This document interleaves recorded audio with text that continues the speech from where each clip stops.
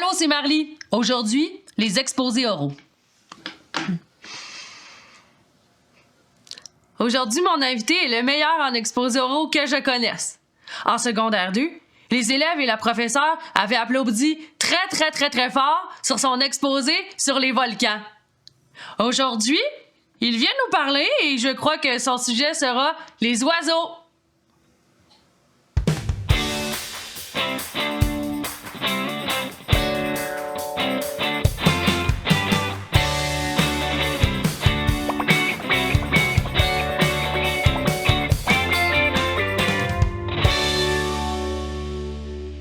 Alors, je suis très heureuse d'accueillir aujourd'hui mon meilleur ami de secondaire 2 à qui je n'ai plus reparlé depuis, Jean-Maxime Lévesque, le meilleur orateur que je connaisse, qui va nous parler d'oiseaux. J'adorerais ça, Marly, parler d'oiseaux aujourd'hui. Malheureusement, je t'écoute parler. Je constate que tu as de graves problèmes au niveau de l'élocution, du naturel, du charisme lorsque tu t'exprimes. Et j'ai l'impression que j'ai le devoir, en tant que grand orateur, d'intervenir et de t'enseigner à parler devant un public. Alors aujourd'hui, Jean-Maxime Lévesque va nous parler de comment faire un bon exposé oral. On part de très loin. Hein?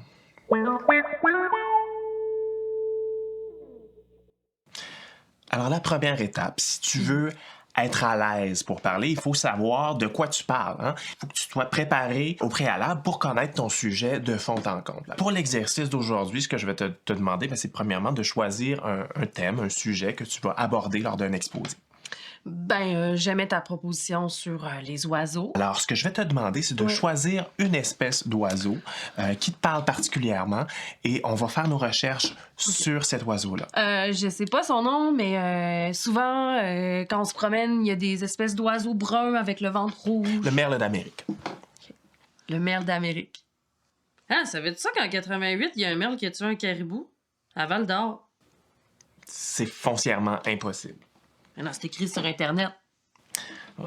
Internet, c'est beau, là, Internet, mais je veux dire, il y a plein de choses sur Internet. Hein? C'est important, lorsqu'on étudie un sujet, de varier ses sources. Dans ma bibliothèque, il y avait ce petit livre-là dans lequel il y a toutes les informations qu'on doit savoir sur tous les oiseaux.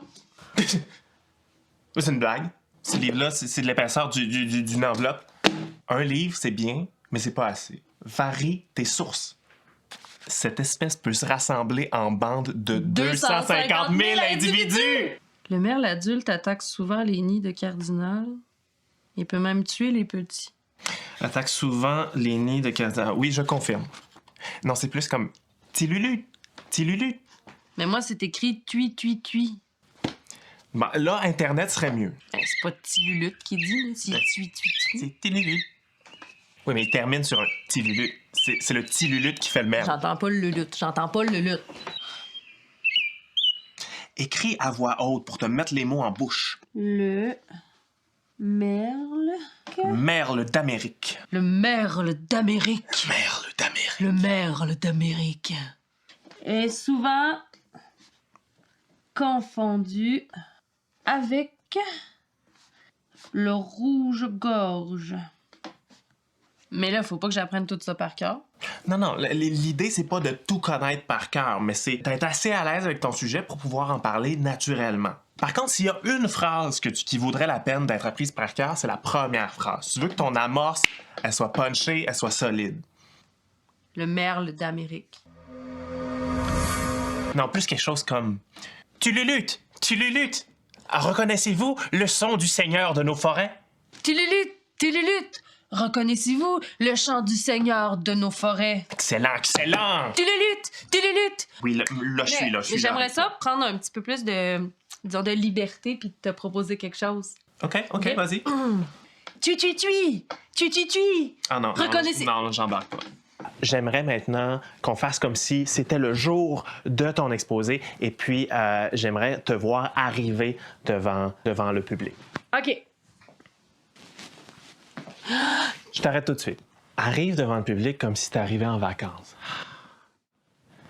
Commence sur une expiration plutôt que commencer sur une inspiration. Tu vas avoir l'air moins stressé. OK.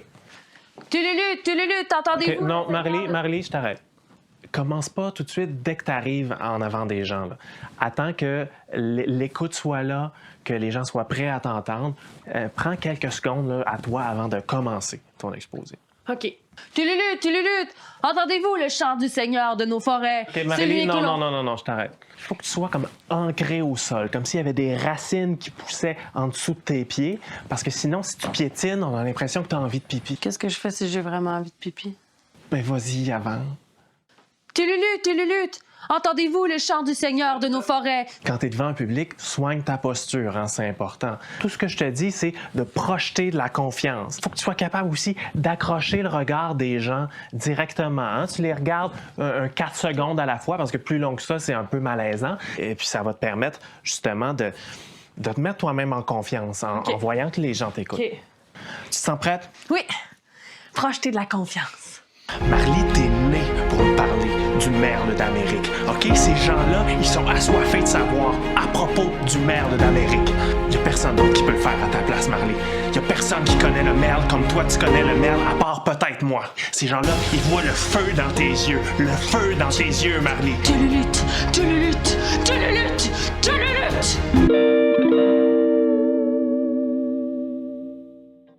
Tululute, tululute!